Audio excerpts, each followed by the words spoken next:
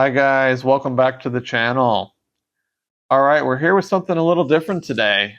As you can see, we've got a virus B and we've got some tools out. And then over here we have ourselves a screen.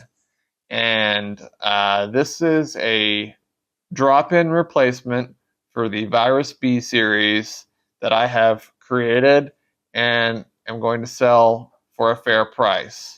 Long story short, I had a Virus Classic come into the shop a couple weeks ago that needed a new screen, and it was just such a process to try and find one that was, the right controller, the right pinout, the right color, and the right size, with holes in the right places so that I could just drop it into the virus and it would work perfectly. And yeah, after going through that process, I decided, you know what? I'm going to go ahead and order enough parts so that I can actually produce these and sell them to virus owners out there. I'm sure there's people with virus Bs that have dead or dying screens out there, and they're looking online and they see that there's replacements on eBay and Reverb that are like $150, shipped, or they might not be the right colors. They only come in red or blue.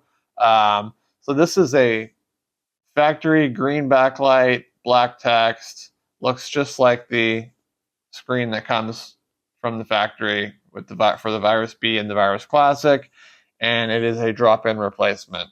No soldering necessary, and you can see the tools that you need here to complete the job. So yeah, kind of excited. It's the first kind of product I've made, even though it's, obviously I didn't create the whole thing, but I put it together and turned what was a real pain for me. Hopefully it will be easy for somebody else out there when they need a replacement screen. They can just snag one of these and drop it right in, save themselves a headache. So anyway, yeah, let me just kind of run through the process and show you guys how to swap this out. It's really simple. First of all, let me just boot it up with the factory screen in there so you can see what it looks like.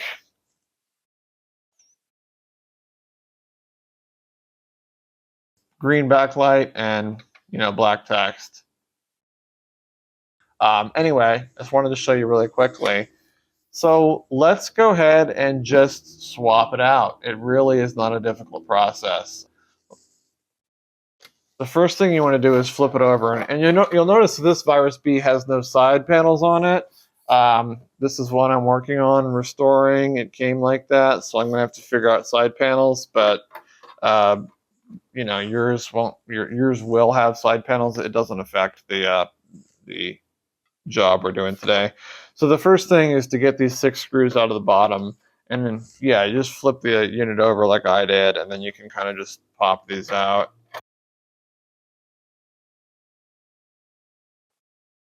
All right, and so now that those screws are out, we just want to pop the bottom plate off. Typically, you kind of just pull to the front a little bit like this, and then just flip it right out like that.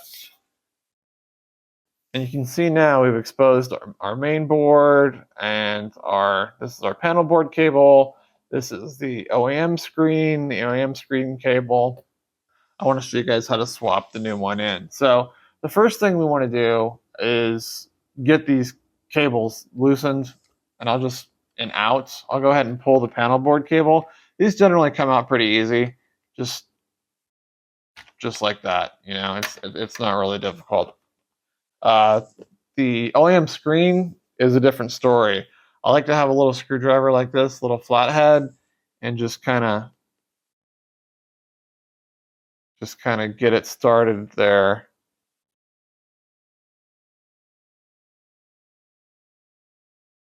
And I just want to make enough room so I can come in there with a larger flathead.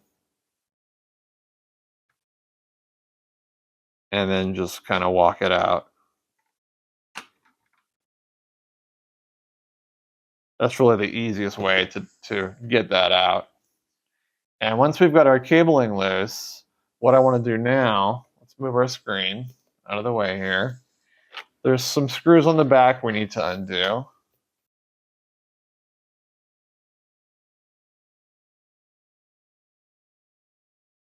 Okay, there we go. So let's spin everything back around.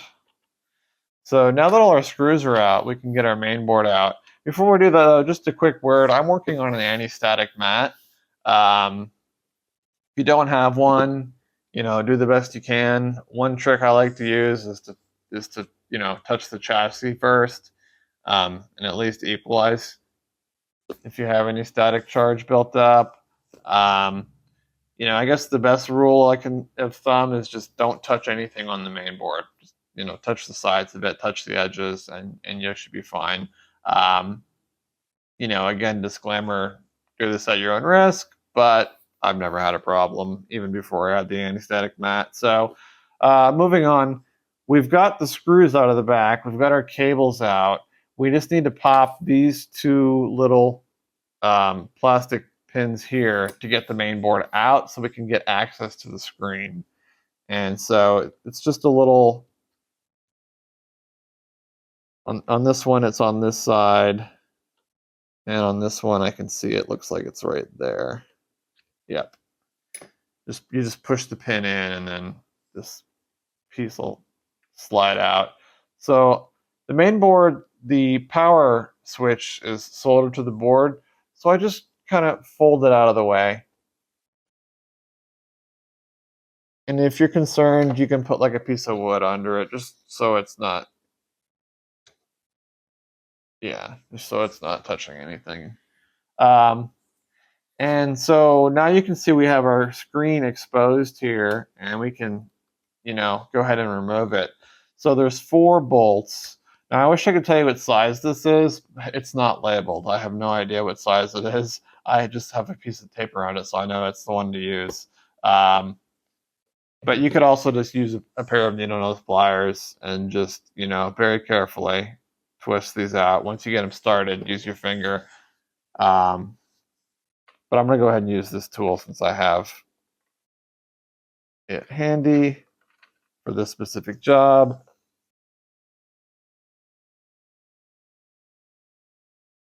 It does definitely help if you have a tool like this, but again, you can do it with needle nose pliers. You can even do it with large pliers if you want. It just takes more time. So the next thing we need to do is get the OEM screen out of there, and that's not always easy to do. You could try yanking on the cable, but it's probably not going to work. So I just take my screwdriver here and be very careful and just kind of pry up one side of it. We don't want to damage it.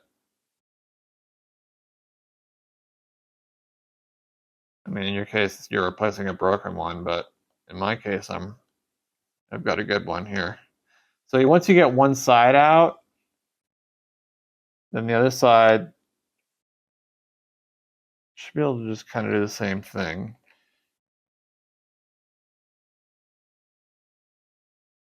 A little tricky. They're just really tight around the screw holes. Okay, there we go. And so that's our OEM screen. We'll just go ahead and set that to the side over here. And that's it. We're ready to pop in our new screen. And so I've already drilled these out. This screen, no screen comes with a perfect fit. But all the ones I'm selling, I've already fit to a Virus B so that you'll be able to just drop it right in. And I've drilled these out and I've drilled these out, and it's just as tight as the OEM screen. So the thing to do is just drop the bottom first, which are so the top part is open and it's like a horseshoe, and these are fully enclosed. The bottom is, and the cable's coming out of the bottom as well. So I just kind of drop those in for. Oh well, it didn't work that way. The other ones went in first. So yeah, you just work with the bottom, and you want to drop those in first. And then just kind of push it on down all the way. There we go. And go ahead and put our bolts back.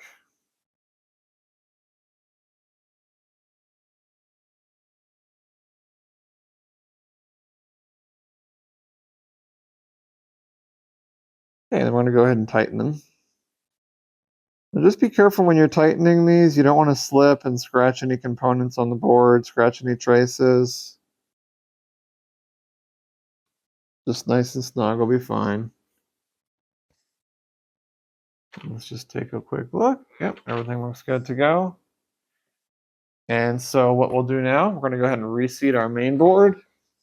And again, we're never going to touch anything on the main board. We're just touching the edges of it, touching where it really doesn't matter, right? And just kind of want to line things back up here and pop these two down like that. I'm going to go ahead and put our screws back in before I do any cabling. I want this main board to be nice and secure.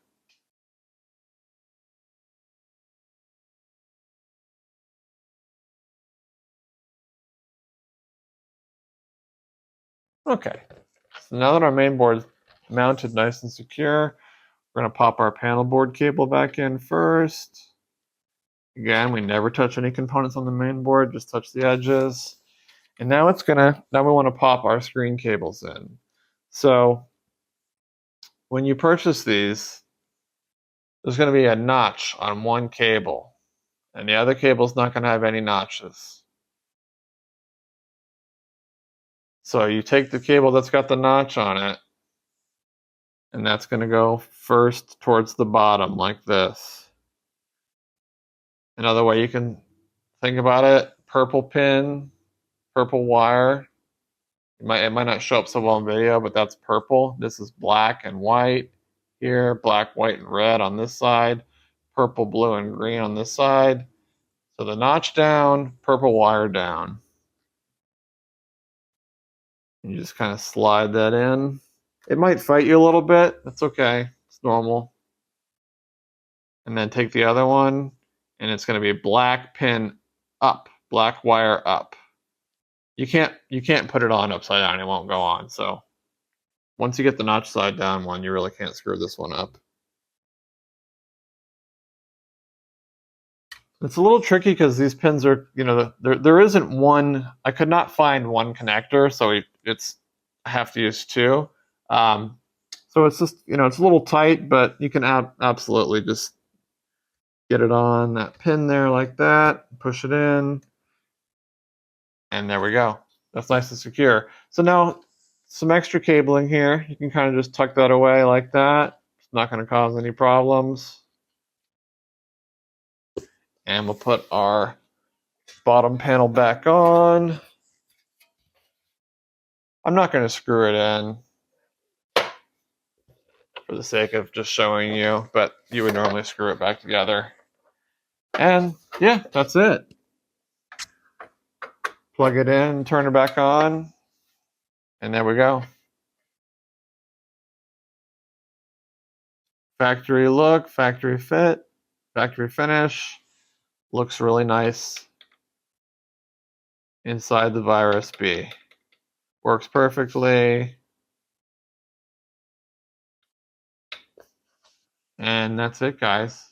So yeah, I'm pretty excited to be able to bring this to the market. I'm not sure how many of these will sell. I'm not really concerned with how many sell, but if anybody out there needs a Virus B screen, there is now an affordable drop-in replacement.